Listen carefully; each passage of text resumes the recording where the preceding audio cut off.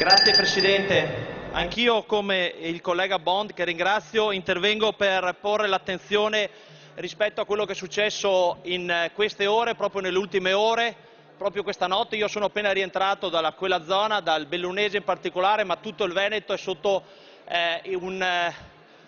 eventi meteorologici di grandissima difficoltà. Quello che non aveva fatto la pioggia proprio ieri ha fatto il vento, ci sono state una serie di trombe d'aria, 8 vittime, una in comune di Feltre, ma tutto il Veneto è in ginocchio. Devo dire e portare la solidarietà a quelle popolazioni.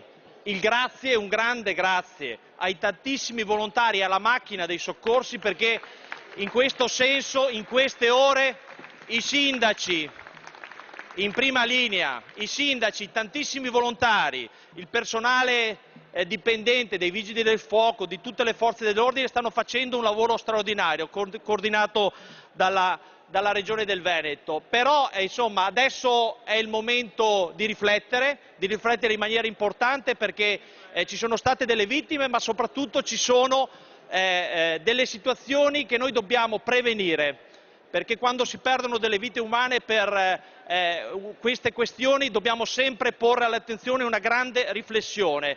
Io credo quindi che siamo in fase di stesura della legge di bilancio, ci debba essere sicuramente una grande attenzione rispetto a quello che è successo e quindi dei capitoli di finanziamento specifici.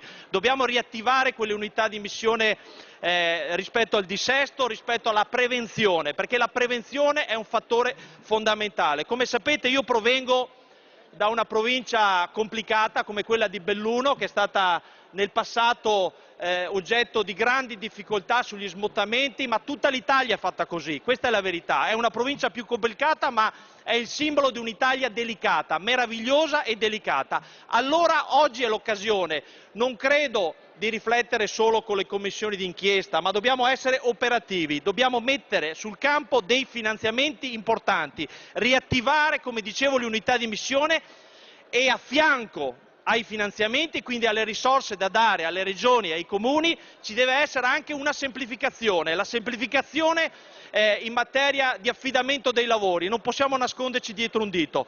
Allora adesso attenderemo con ansia ovviamente anche l'elenco dei danni, insomma ci sono stati danni alle cose pubbliche, alle cose private, alle zone industriali, ma attendiamo anche, ovviamente siamo qui disponibili come parte di opposizione, di minoranza parlamentare, siamo disponibili però a porre all'attenzione concreta questo tema.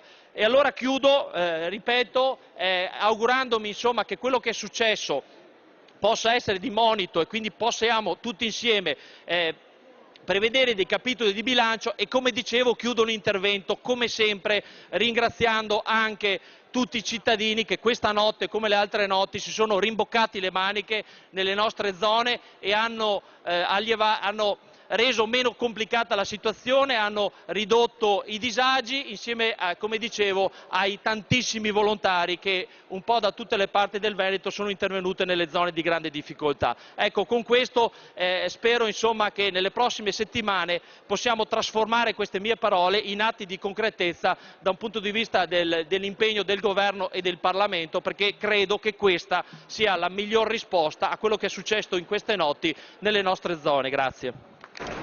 Grazie.